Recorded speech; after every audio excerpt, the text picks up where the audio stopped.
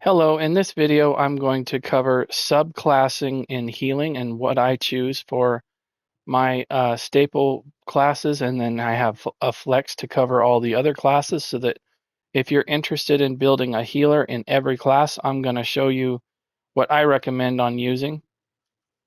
I'm not going to go into a deep dive on what these all do, but I am going to cover a brief overview why they're strong. So I'm going to tell you my two staple classes that I use are Curative Runeforms and Green Balance. And so let me just take a second here and I'll clean up how I have the skill line normally set up.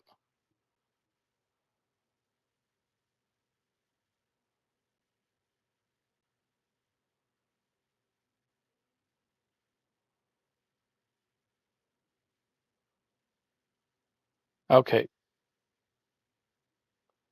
So this is basically my rough structure of how I normally have my bar set up. I normally keep budding seeds on my front bar here. And then I've got Chakram Shields as my spammable, and then I have Combat Prayer, Radiating Regeneration, and Barrier on the front bar to proc the Magicka Aid passive. And then I've got Glyphic of the Tides, Blockade, and Xena's Empowering Discs on the back bar. And so depending on what subclass third skill line I'm using, I fill in these holes accordingly based on what is needed. So I'm going to go into the skills here, and we're going to talk about Ardent Flame. This would be my Dragonknight skill line of choice. Pretty much all back bar components is what I use on this. The Standard of Might is an extremely strong support skill line. Ultimate, I would recommend running this over everything else that you have optional. This even outperforms Glyphic of the Tides in my opinion because it gives an additional 100 weapon and spell damage, and it also gives the 10% damage reduction to your group that is unique. And so this will stack with all other buffs, and it costs the same as Glyphic of the Tides. So if you are on a Dragonknight and you're healing, this would be what I would suggest to use.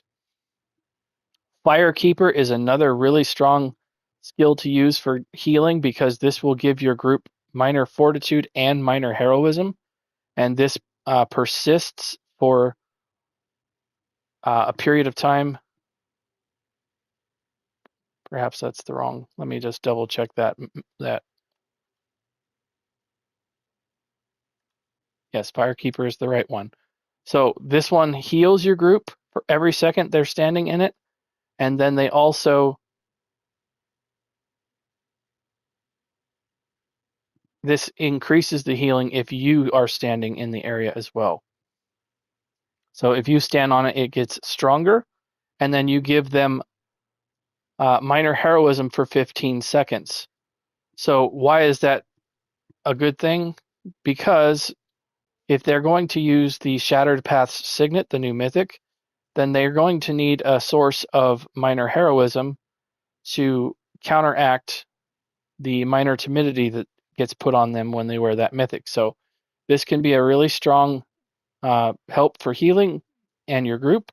And so basically what happens is with this morph, you can step into the ring and get minor heroism. And then if you step out, you keep the buff for 15 seconds. So as you can see, all you have to do is walk through that. Just like that, and you get the buff. So if you see as you run through there and you get healed, it resets the timer. So even in mobile fights, all they have to do is run through it. Same with Xena's Empowering Discs. If you stack this on both of them like this and they run through, they're going to get both minor heroism and minor courage. And so that's why these two are really good to stack together. The other skill that I use from Ardent Flame is Cauterize. And this will heal 6 of your allies every 3 seconds with a moderate burst heal. It's a direct heal, basically, rather than a heal over time. This will also give you Major Prophecy and Savagery on either bar, which will increase your capability to critically strike. So as you can see with this slotted, I have a critical chance of 30%. So that eliminates my need to run a spell power pot. If I run that, all I have to make sure of is I have major sorcery on my build. Otherwise, I would need to run the spell power pot still, because I need to get the weapon power up as well. So if you see, I pop the power there, then it lifts this up here, but this number doesn't change because I already have passively the major prophecy buff from the Cauterize. So to just show you how I would normally fill out my build, if you are a Dragonknight, I would recommend putting Altar on your back bar and then putting Energy Orb on your front bar. That gives you 2 really strong heals that are not class specific, and then you can fill up your bar this way. So really quickly, I'll just hit a dummy and kill that, and then we'll look at the battle scrolls here. And you can pause the video here if you want to see how I've got everything set up there on the bar. So that is how I would set up the full Dragonknight healer if you're going to subclass out of the Dragonknight. However, I will say that the class masteries that are coming up in update 50 may have some utility to remain a full Dragonknight. So I'm going to go back into the skills here, and we're going to subclass out of the Dragonknight skill line, and we're going to cover Sorcerer. What I recommend is using Storm Calling over the Daedric Summoning or Dark Magic, and the reason why Sorcerer is still kind of in need of a rework. It's very scattered and not very well organized for healing. And so the main component that I'm going to recommend that you use from here is the Power Surge. This will give you major brutality and sorcery when you activate it. And so I'm just going to confirm that right there. Sorcerer healing is really kind of in not in a good place right now, in my opinion. It needs a little help getting some buffs and a little bit better passives. There's not a whole lot of healing in the skill in the class. Most of it is damage oriented. The Daedric Summoning class skill line, you have to double bar your pets, and then the pets have some limited utility. The Conjured Ward skill really does not do enough to replace Chakram shields. So there's just not a whole lot of utility in this. And then Dark Magic, there's virtually no healing in here other than the Encase skill, and it just really is not as good as some of the other skill lines. So I use Storm Calling to get a hold of the Power Surge skill, and why that is a nice thing is whenever you critically strike, this will also give your group another heal as well. You get extra recoveries here. This is a pure passive here from the capacitator. And then Energized will increase your shock and physical damage if you happen to do that. Probably pretty rare on a healer. This will increase your damage to enemies while they are 90% and above on health. And then you have weapon damage for when you slot something that'll increase your heals as well. So basically, I would leave the front bar the same on a sorcerer healer, and then you've got a flex spot on the back bar. I would probably say that I would recommend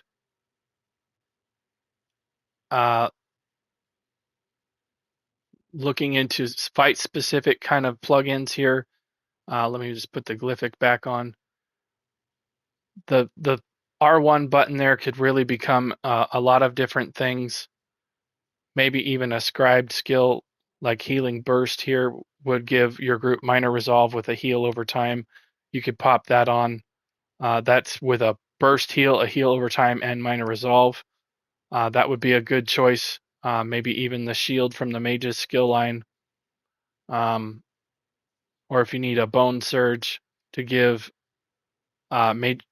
major vitality for 6 seconds, that would be a good one to flex in as well. If you're running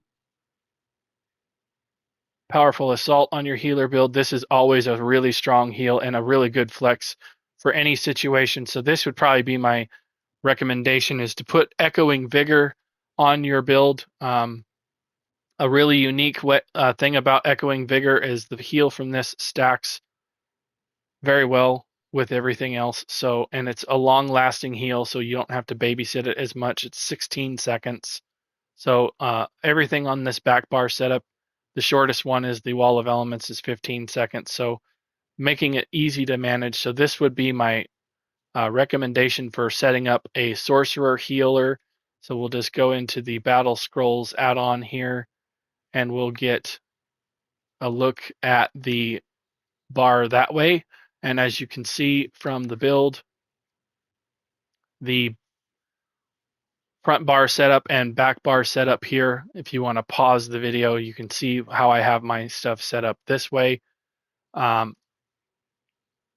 I said, Sorcerer is not real strong, but that's how I would set up and choose for Sorcerer.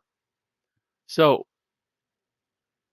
we're going to respec out of Sorcerer, and we're going to cover the next subclass, which is the Nightblade. We're going to take the Siphoning skill line. We'll cover up Storm Calling, and I'm going to go through and purchase all of the stuff that I recommend using on the Nightblade. So the Nightblade has a very strong ultimate generation on the Siphoning skill line. That is pretty much what you're getting here, with a little bit more max magicka and a little bit more healing done from these two Magicka Flood and Soul Siphoner passives. However, the transfer and the catalysts are pretty much selfish. They just generate ultimate for you. So how I'm going to set up this skill, or set up for using this skill line setup here, pretty much just like this, how you see it. As again, I plug in just the holes where the other subclasses are already filled in. The Funnel Health is a unique skill line that kind of somewhat behaves a little bit like Radiating Regeneration, except for it does damage to an enemy.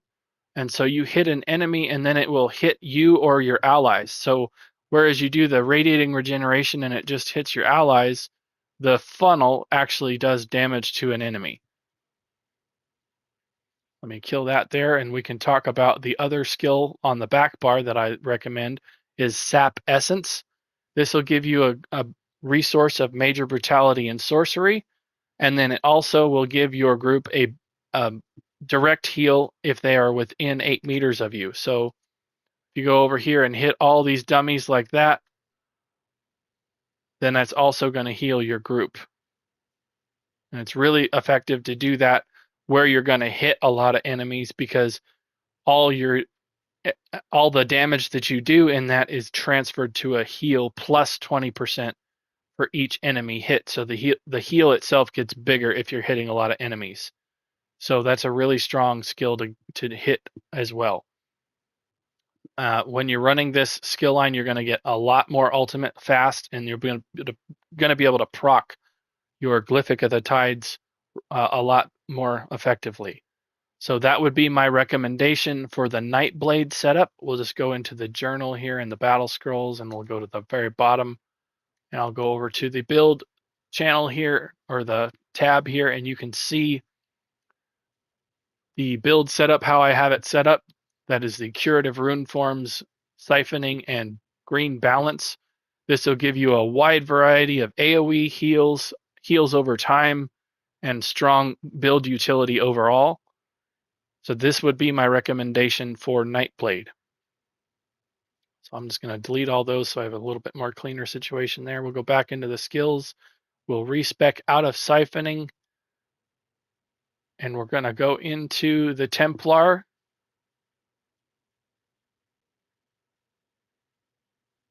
And we're going to take Restoring Light.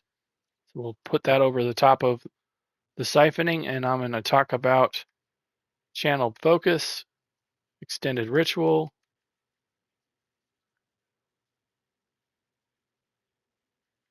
and I'll talk about Breath of Life, but I'm going to kind of knock it a little bit to some people's surprise, probably.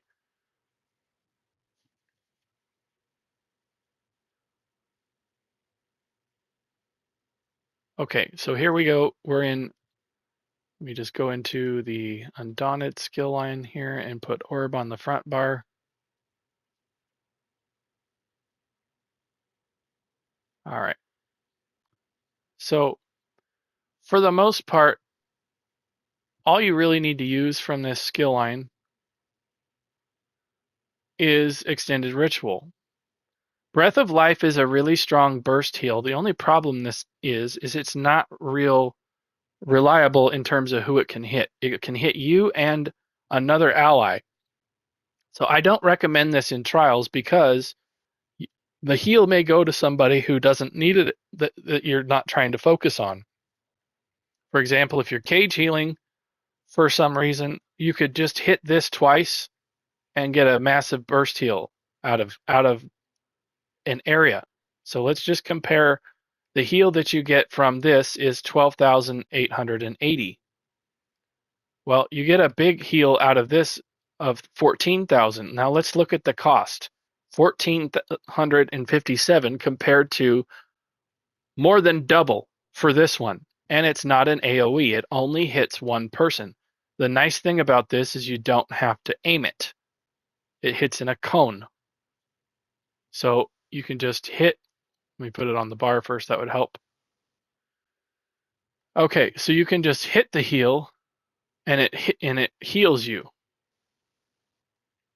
But as you can see, it costs quite a bit to do that. Well, if I hit this and then I rebloom it, it hits for the same amount, but it's in an AoE and it hits everybody in the ring. So that's why I like Budding Seeds so much. It's cheap and it's easy to aim and work with. Breath of Life is not real great in my opinion, especially for trials. You can't really direct where it is going to go. It's just kind of it's not as dependable in my opinion. The Extended Ritual is where the Restoring Light really gets its power because it has such a massive ring. This turns this entire ring into sacred ground. Why is that powerful? So the passives in the Restoring Light, Sacred Ground gives you minor mending and it increases the amount of damage you can block. You also have a true passive here that increases your healing done to severely injured targets. And then Lightweaver, this will increase when you heal an ally under 50%, you grant them ultimate. That's really strong. And then when you are channeling, i.e., a heavy attack to regain resources, or just heavy attack with your resto staff to gain major mending, then the Lightweaver passive will automatically block all attacks for you at no cost for 2 seconds. So a heavy attack is roughly 4. 1, 2, 3, 4. So this really blocks damage for you as well every 15 seconds. So that's roughly just about the amount of time you need to do a heavy attack to regain resources on a lot of builds. So this is really going to help defensively as well in terms of helping your group. You're also going to grant them 2 ultimate. And there's no cooldown for that. So when you are healing, basically they just have to be under 50% health. So if they're under 50% health, you're also going to grant them 2 ultimate every second. So also we have the Master Ritualist increasing the resurrection speed by 20%. So if you happen to actually be the one that has to resurrect allies, you're also going to give them double the health back when they resurrect. That's a really good thing to have in place so that you can kind of dig out of the hole and not go back into it. So that is the how I would set up for the Templar. So I'll go into the battle scrolls again, and we'll just look at the build category here. And this is, well, let me put that shield back on so I get an accurate look here.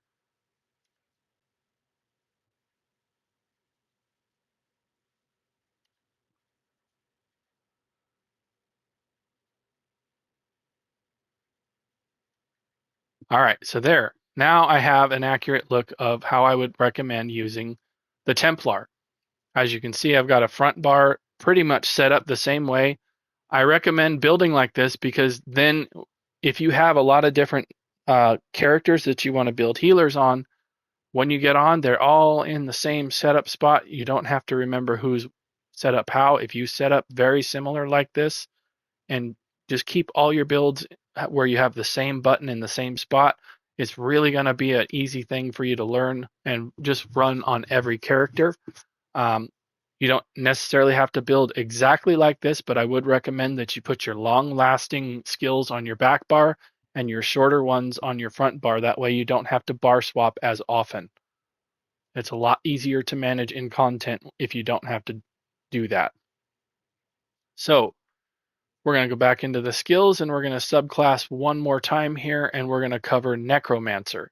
And we're going to take the Living Death skill line and cover up Restoring Light. And I'm going to buy everything that I recommend using from the Necromancer. And this is one of uh, the strong, this right here is pretty much what I would say would be my choice, is to stick with these three skill lines.